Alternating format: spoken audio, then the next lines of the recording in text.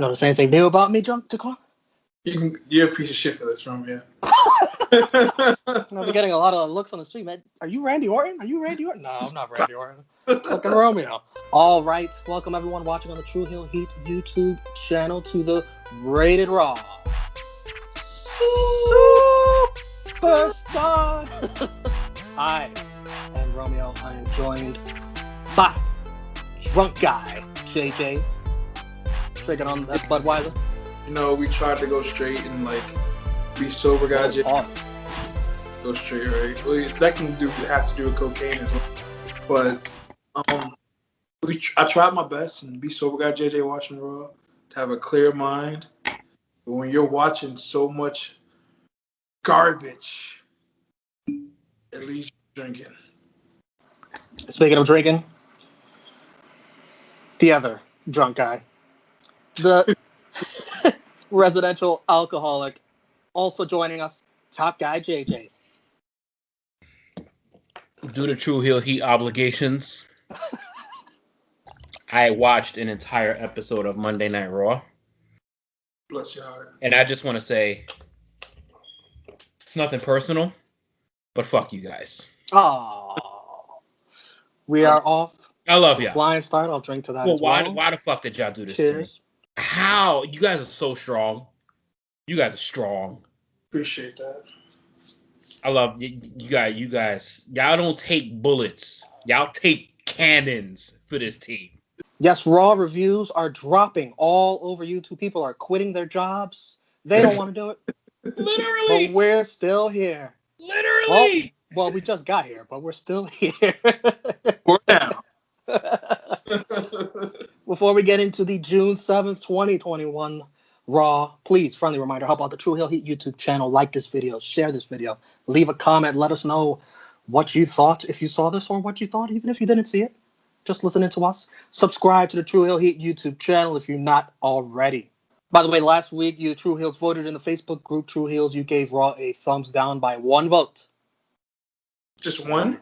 Just one vote. People in this shit that gives it thumbs up. Over a thumbs up by one vote. Raw starts off with a tag team battle royal for a tag team title shot. I'm like, whoa, Raw's not going to start with a promo? Fuck you, Romeo. I got you. AJ and Omos come out to cut a promo. The streak lives. They sound like they're going to defend the titles whenever Raw returns on the road. AJ talks forever, putting down all the teams in the ring. New Day is talking. Orton Riddle's talking. It's just a long talking segment. Miz and Morrison even interrupt. Wheelchair Miz.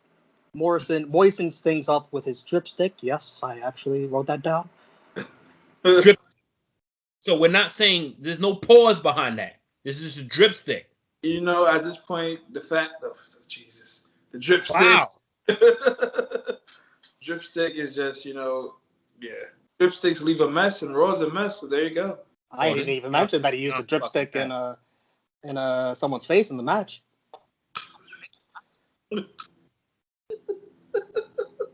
Morrison's in this battle royal. Wait, I don't get it. Miz is still hurt even if he wins. So what does it matter? And even the half of the Lucha House Party, he's hurt. So he didn't have his partner either. Where the fuck is Grand Metro? What is going on? So let me get this straight. They had a battle royal with two teams when both the teammates are both injured. That is true. Yeah. Randy eliminates Kofi after Riddle sacrifices himself, but Riddle comes back in. It's distractions all over. The Viking Raiders win. Dirty finish. Fuck Raw already. There's no reason why RK Bro didn't win. Now, this isn't me being biased, but sadly enough, this is your hottest thing on Raw. I guess you don't want to rush it. I guess you don't want to make, of course, AJ and Omos look weak. But I'm sure they'll be the ones losing it. But I spent too much time on it. But whatever. Fucking Viking Raiders. I forgot they even were there. What the fuck was that? Fucking God. What was that? What was that whole opening segment? What was the entire opening segment? AJ rambled on about God knows what the fuck. I couldn't even enjoy that shit drunk. That shit felt like it was a 35-minute talk fest of pure garbage. Everyone that followed was trash. This was the wackest. And I watch RK Bro clips on Instagram because I do not watch this shit. It was kind of funny. Like, RK Bro shit has been kind of funny when I catch the clips on YouTube. Top tier. But what the fuck was that in the ring? This rambling story about what he wore 2 shirts and because he don't wear pants and he don't wear shirt. Like where is this going? Like, you gotta catch me from a person that doesn't watch this shit too often. I'm watching this like, where the fuck is this shit going? Miz, I thought had a torn ACL, and then he comes out, and I guess that's why that was funny when Morrison let him go by accident and he wheeled.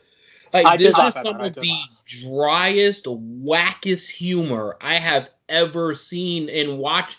This was beyond dry. This was terrible to me. And I'm probably gonna be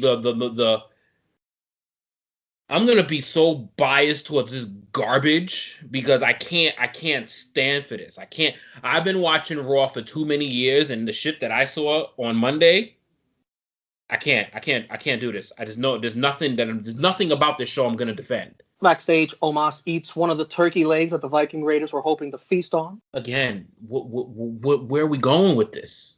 Where the fuck are we going with this? Like, it's like from shit to shittier to the match wasn't even good. Like, the finish wasn't even good. Then the backstage shit with the Viking pride and almost eat. Like, where are we going? This is already a roller coaster of shit. As for almost eating chicken like Kano from Mortal Kombat, I have no idea what's the point of this.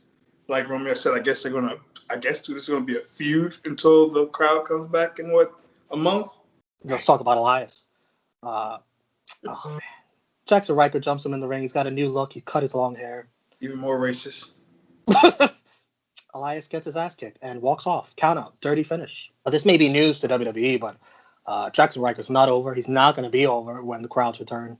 And nobody's going to be cheering this guy. But they released him the next day. Who?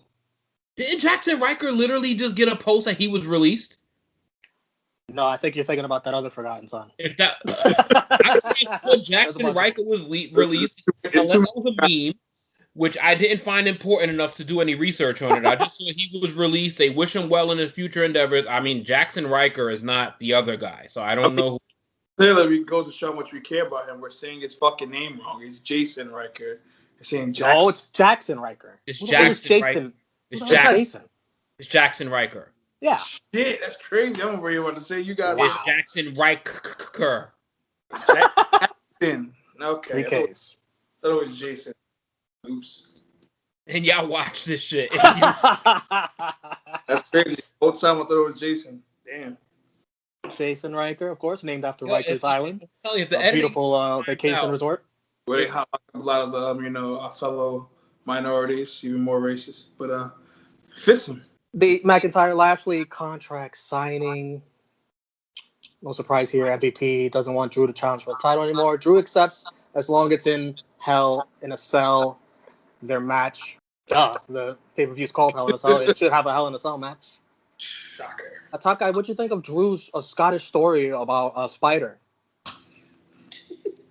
Yo. What the fuck is he talking about? Like, this shit you can only do during the pandemic era.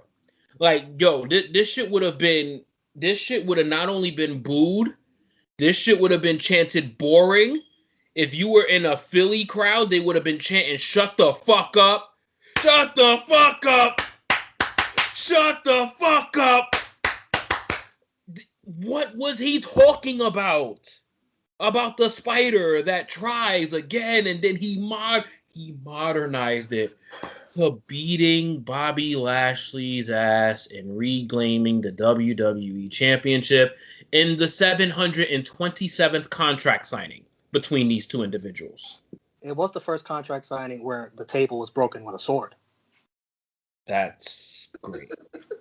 With the pre-cut cloth. I cannot wait for this Lashley and McIntyre feud to end at Hell in a Cell. I'm sure they're probably putting it back on Drew. I know, right? Last chance match at fucking Money in the Bank. But I hope they put this behind them, start building towards SummerSlam.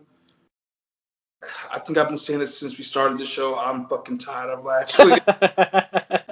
So please end this at Hell in a Cell. Sheamus is with his face mask, got broken nose. They show the pic of him in the medical facility. It's Ricochet versus Humberto for Chance versus Sheamus for the U.S. title. Sheamus cuts a promo before them, calls them gobshites. I'm pretty sure that's an Irish curse. Anyway, Humberto with a Spanish fly off the apron leads to a double countout because they can't get back in the ring. Dirty finish, and Sheamus just laughs at them. Yo, Humberto back in the ring to save his life. Yo, like, yo, what does this fucking man got? You fucking crazy legs or something? Like, this dude can never get back in the fucking ring after a count. I'm still stuck on the fact that Jackson Riker is going to become a babyface. He's already a babyface now. Like, too late, buddy. No one liked this motherfucker at any stage of his career. No. And now you're going to try to make people cheer for him. I thought this was actually one of the better parts of Raw right here. That was MVP talking to Kofi Kingston backstage. The best part of the show was a backstage segment. Oh my God. What'd you think, drunk guy? MVP took Kofi to school. Pause. That was a great. You're the fucking pause man. I gotta be careful in these streets. But that was a great fucking promo. He nailed it on the head. Kofi Mania ended it because you let it, and Brock Lesnar. But he never really got. After losing the title, he went back to obscurity. A tag team jabroni, doing nothing else, shucking and jiving, throwing pancakes and shit. So, who's to really blame? Not like he went after. Kofi got tight at that shucking and driving line. Yeah, he damn sure did. You know. That was the maddest I've ever seen Kofi in quite some time. Yo, right? I never had, and this is the point. I haven't seen Kofi serious in Lord knows how long. Like it was so weird to see. But this was a great promo. I don't know what this leads to, because if they break up New Day, I got an idea. Yeah. Top guy, do you think Kofi can pull off being a heel with MVP on his side? I think Kofi, at some stage in his career, needs to take his career seriously. It's at the point where he's been in the game for 12 years now. He's been in the game 13 years now, going on 13 years, because this 11-year run was culmination at WrestleMania 35. This is 2 years later, 13 years into this, and that was his biggest criticism as being WWE champion, is that he never took the run seriously. Because he remained true to himself with the pancakes and the fun. And part of me liked it, but then part of me heard all of the gripes that people had with that, because when you are the champion, everyone's after you when you still flipping pancakes, and you're not adhering to the seriousness of the prestige of being honored and monikered as one of the very few, the second black African-American WWE champion of all time. And it's just kind of like, all right, you just did this. Well, I mean, we still, we still call The Rock a brother. I just want to say The Rock. I just wanted to say we still call The Rock a brother. So I don't fuck with any. The Rock is a brother. So The Rock did that first. So, and then you got Kofi. But it's like when The Rock won it, and he repped his Samoan heritage. He stated being an African American. He made this a big deal. Kofi just won it, and he was happy with his kid. He was happy with his kids, which was beautiful at WrestleMania 35.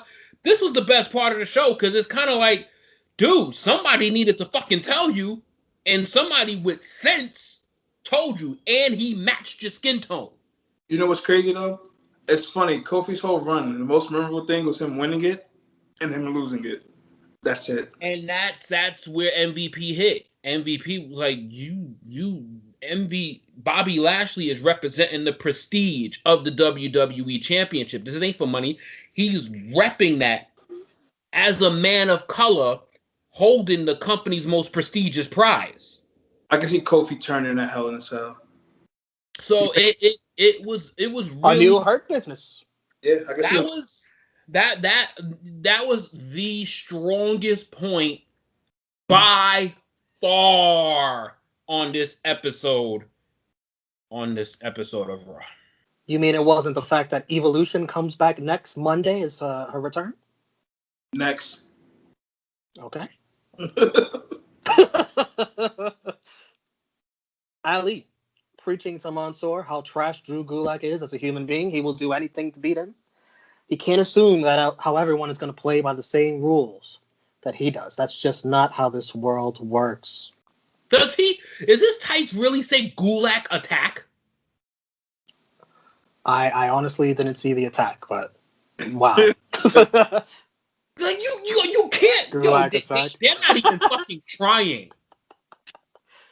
This shit, I had to really. This shit said Gulak attack. I was like, yo, you can't make this shit up. WWE pats themselves on the back for Triple H appearing at the Sixers game with Joel Embiid. They completely gloss over the fact that they lost that game. The game that they lost. And says, hopefully, we can't wait to bring WWE back to Philly. A Jeff Hardy sighting. He's going to teach Cedric Alexander a lesson for being a whole bitch lately. And he does. Cedric loses clean to the Swanton. So much for that push.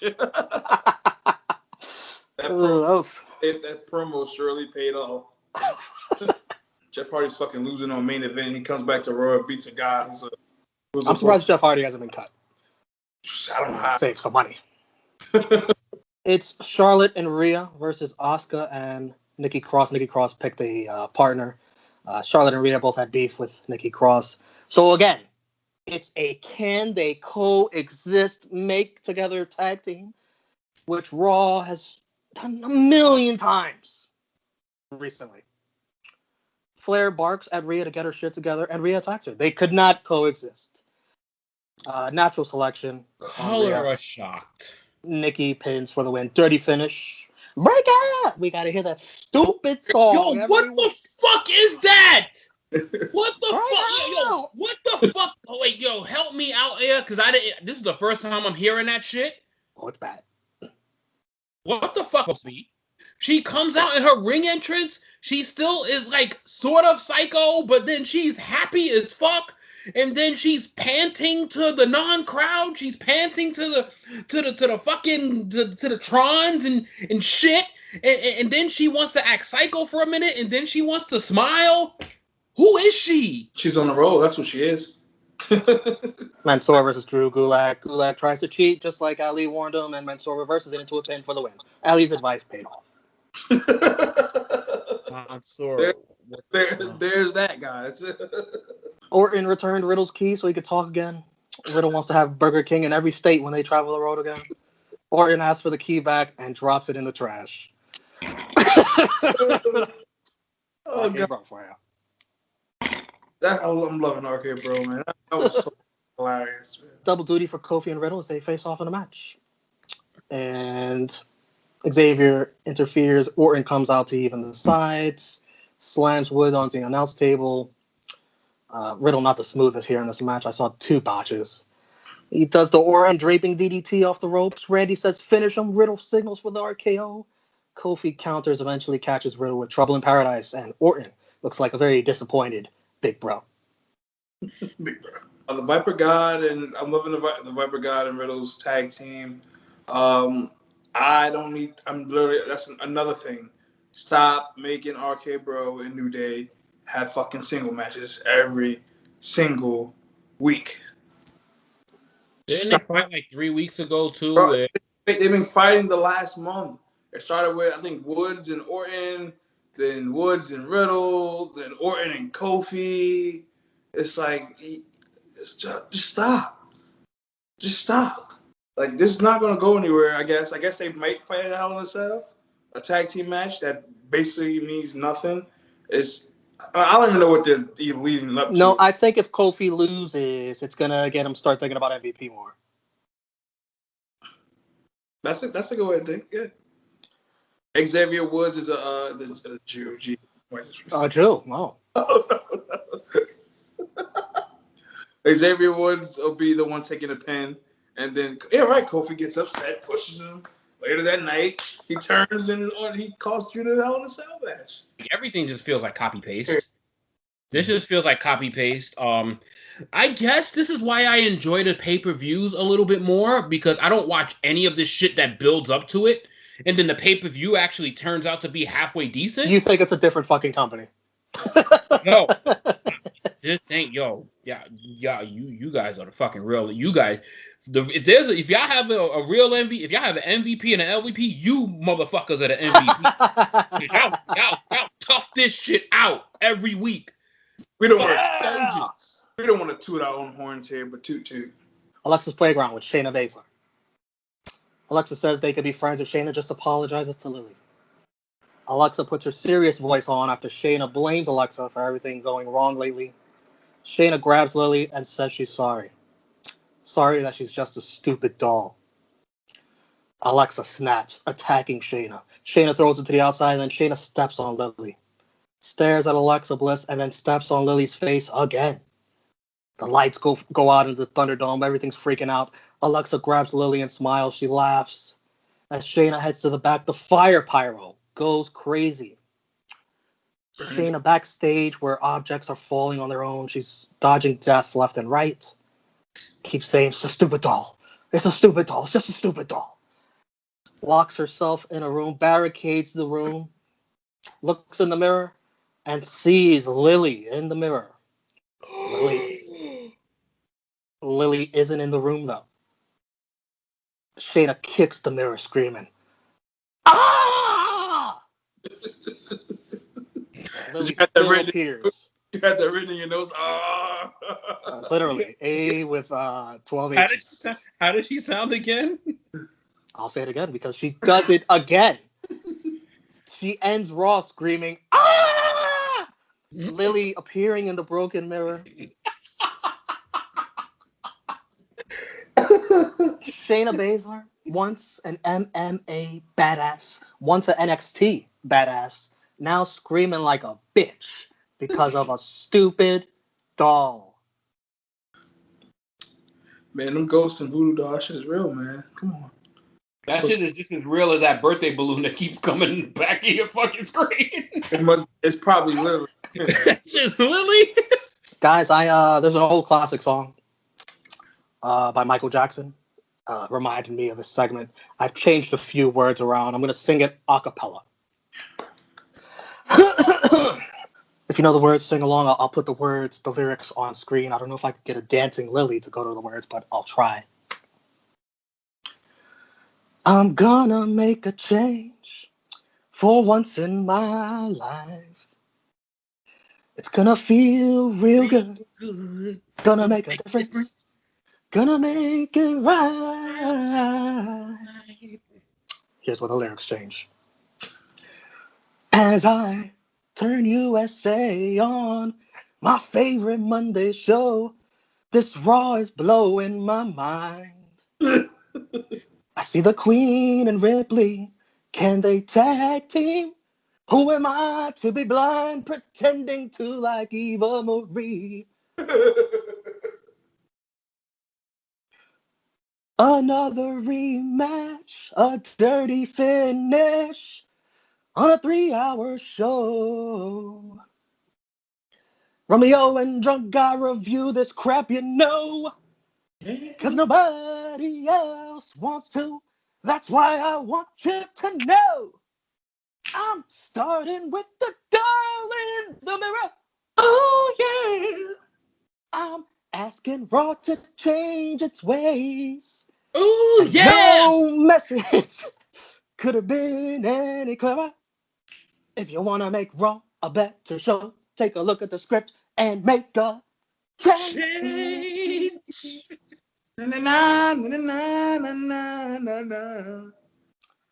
Make that chop. Bravo. Raw, make that chop. Bravo. You know what?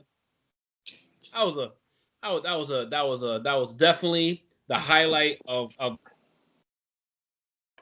this entire is we got a remix of Shit in the Mirror.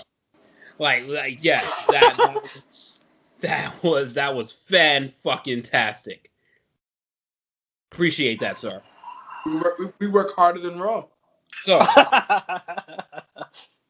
I'm gonna this is definitely a one-off because I'm never gonna watch this shit again. I'm not watching this until further notice, until this fucking company decides to actually want to put effort into this.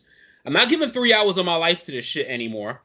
Like, I've been watching Raw for 24 years. They don't care. There's no effort into this show. There's no effort into what they do every week. Everything is literally copy-paste. They just get by until there's a pay-per-view. And then they actually decide to put effort in the pay-per-view. Everything else is complete horse shit. There's nothing to remember. There's nothing to follow. There's nothing to go by. There's nothing to be interested in. Every single segment, you count every fucking segment on Monday Night Raw, the best thing about the entire show was a backstage chat for 3 hours. None of the in-ring action, none of the scenes, a fucking chat. And that's what we get for 3 hours on Monday nights. I am proud.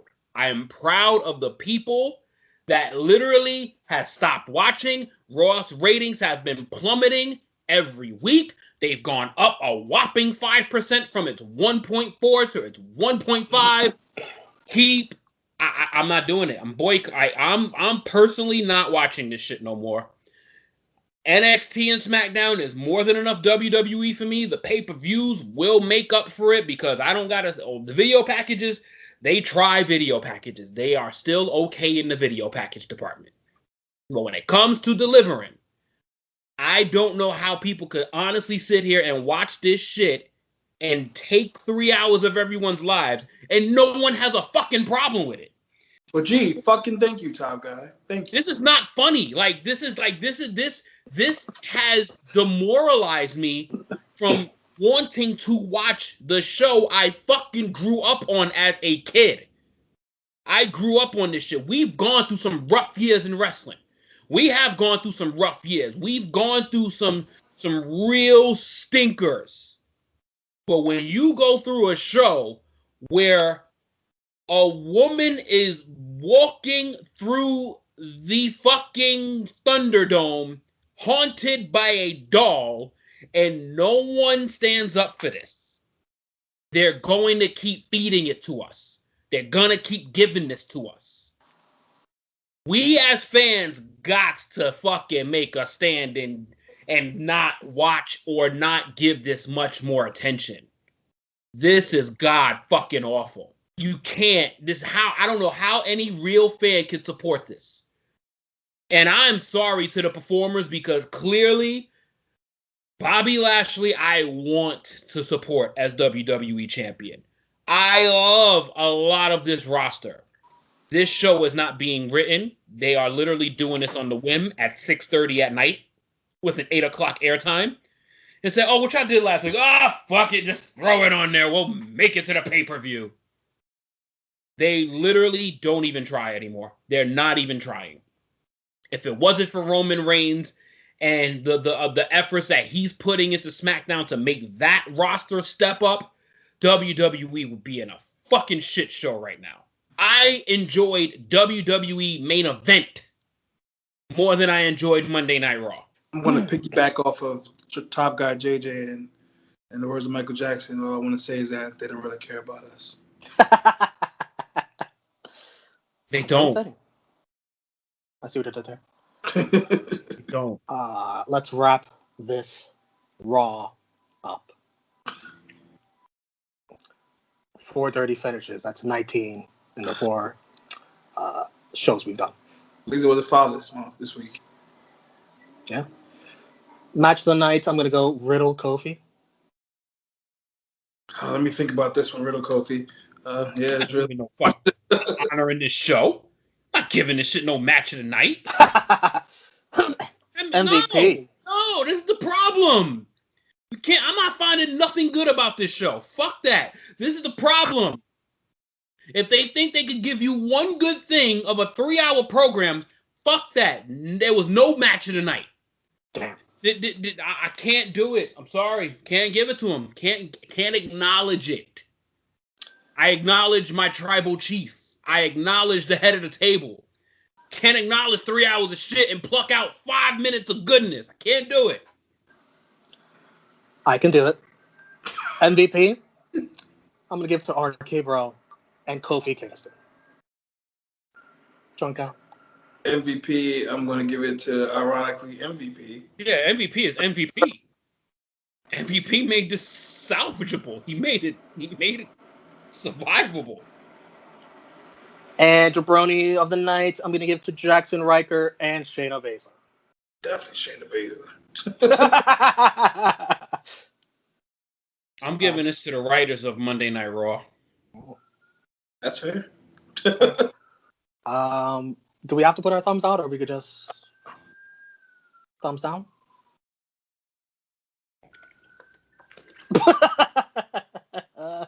Believe it or not, the rating was up 223K to they had 1.64 million viewers. That's because last week was Memorial Day. The interesting part will be seeing how many viewers give up next Monday and don't watch after this. You're looking at one right here for sure. I ain't watching this shit. Top Guy, where can everyone find you? On Instagram, you can find me at TrueHeel_TopGuyJJ on the True Heel YouTube channel.